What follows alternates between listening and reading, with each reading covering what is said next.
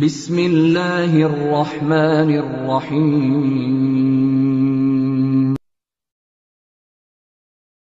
কিয়ামত শুধু চলবে যে আমি আর আপনি কোরআন হাদিস অনুযায়ী আমল করেছি না করিনি।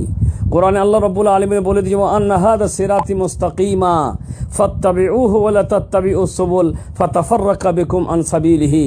হে বিশ্বের মুসলিমগণ, আল্লাহ বলছেন মুসলিমদেরকে লক্ষ্য করে, তার বান্দাদেরকে লক্ষ্য করে, ও আন্না হাযা সিরাতি মুস্তাকিমা, এই যে কোরআন ও হাদিসের পথ আমার, এটাই হচ্ছে সিরাতে মুস্তাকিম, সোজা পথ।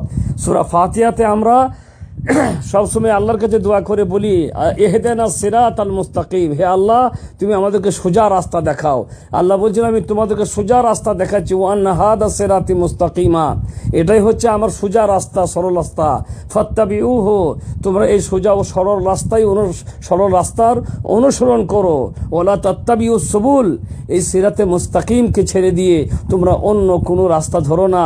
ফাতাফাররাকা বিকুম আন সাবিলিহি, যদি এই সিরাতে মুস্তাকিম আল্লাহর যেটা সঠিক রাস্তা, নবী যেটা দিয়ে গেলেন, যে তরিকা পদ্ধতি নবী দিয়ে গেলেন, এই তরিকা এই পদ্ধতি যদি তোমরা না ধরো, তাহলে তোমরা কিন্তু সঠিক পথ থেকে অনেক দূরে সরে যাবে।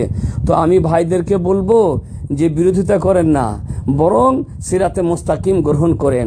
এটাই হবে আপনার মুক্তির একমাত্র ওসিলা। তা না হলে নামাজ, রোজা, হজ, যাকাত, সাদকা, খায়রাত যত কিছু করবেন কোনোটাই কাজে আসবে না যদি তা সঠিক নবীর তরিকা অনুযায়ী না হয়।